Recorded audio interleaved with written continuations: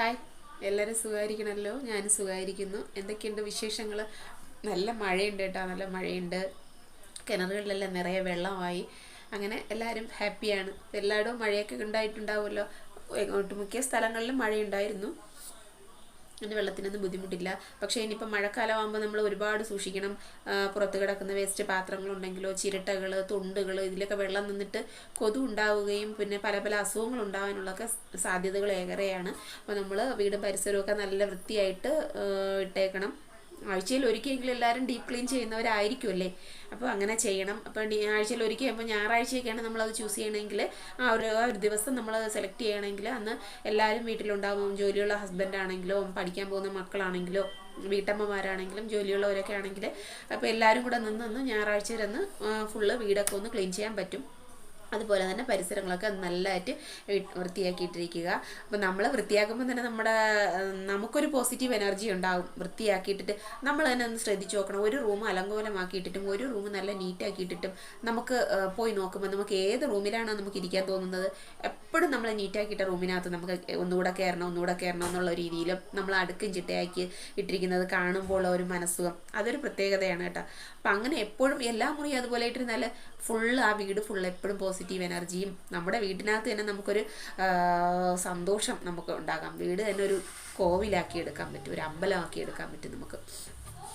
അപ്പം വീട്ടിലെ മഹാലക്ഷ്മികളാണ് അതിന് മുൻകൈ എടുക്കേണ്ടത്.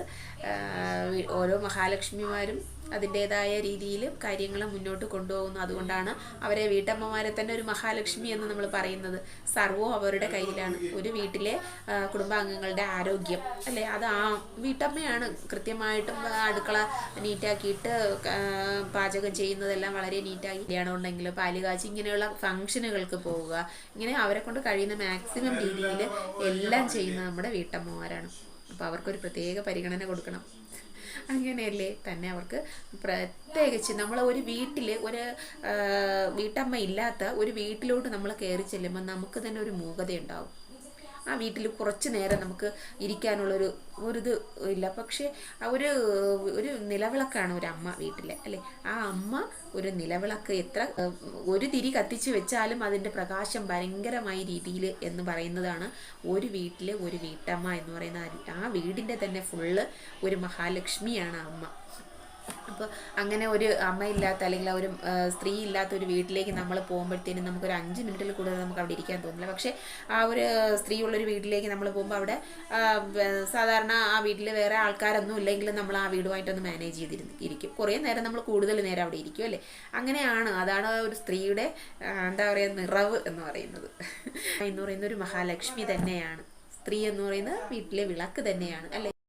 നമ്മുടെ വീട്ടിൽ ഒരു വിളക്ക് കത്തിക്കുന്നതിൽ മുൻഗണന എടുക്കുന്നത് ആരാണ്? വീട്ടിലെ അമ്മമാരാണ് മുൻഗണന, അല്ലെങ്കിൽ സ്ത്രീകളാണ് കൂടുതലും മുൻഗണന എടുത്ത് ഒരു വീട്ടിലെ വിളക്ക് കത്തിക്കുന്നത്, നാമം ജപിക്കുന്നത്. ഇതൊക്കെ സ്ത്രീകൾ ചെയ്യുന്ന ജോലികളാണ്. പക്ഷെ സ്ത്രീകൾക്ക് മാത്രം ചെയ്യാം എന്നങ്ങനെ തരംതിരിക്കുന്നതല്ല. മെയിനായിട്ടും അതാണ് ഞാൻ പറഞ്ഞത്, ഒരു മടിയും കൂടാതെ ഒരു വീട്ടമ്മ എന്തെല്ലാം ജോലികളാണ് ചെയ്യുന്നത് അല്ലേ. അപ്പം അവർക്കതിൽ കണക്കില്ല, കാര്യങ്ങളില്ല, അല്ലെങ്കിൽ പരാതിയില്ല, പരിഭവങ്ങളില്ല, അങ്ങനെയൊന്നും ഇല്ലാതെ എല്ലാം കൃത്യമായിട്ട് ചെയ്തുകൊണ്ട് ഒരു ലൈഫ് മുന്നോട്ട് എന്തെല്ലാം അവസ്ഥകളിലൂടെ കടന്ന് പോയിക്കൊണ്ടിരിക്കുകയാണ് അവർ. അതിലൊന്നും യാതൊരു മടിയും കാണിക്കുന്നില്ല.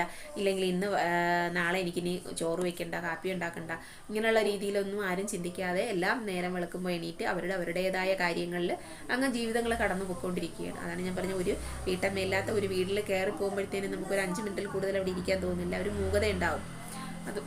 അത് സത്യമാണ്. എൻ്റെ അനുഭവമാണ് ഞാൻ പറഞ്ഞത്. എനിക്ക് അങ്ങനെയുള്ള വീടുകളിൽ പോകുമ്പോഴത്തേനും ഞാൻ പെട്ടെന്ന് അവിടെ നിന്ന് ഇറങ്ങി പോകും. നിങ്ങളുടെ അഭിപ്രായങ്ങൾ നിങ്ങളൊന്ന് കമൻറ്റ് ചെയ്തേക്കുക. പിന്നെ എന്തൊക്കെയുണ്ട് വിശേഷങ്ങൾ? ഞാൻ എൻ്റെ വിശേഷങ്ങളും നിങ്ങളുമായിട്ട് ഷെയർ ചെയ്യുന്നുണ്ട്. അപ്പോൾ ഇന്ന് ഞാനൊരു വ്ളോഗോ അല്ലെങ്കിൽ ഒരു മോട്ടിവേഷനോ അങ്ങനെയൊന്നുമല്ല, നിങ്ങളുമായിട്ട് കുറച്ച് നേരം ഒന്ന് സംസാരിക്കാമെന്ന് വിചാരിച്ചു. അതിന് വേണ്ടിയിട്ടാണ് ഞാനിപ്പോൾ ഈ വീഡിയോ. പുതിയ വിശേഷങ്ങളും ഈ ഒരു വീഡിയോയുമായി വീണ്ടും വരാം. അപ്പം ബൈ. Okay, thank you.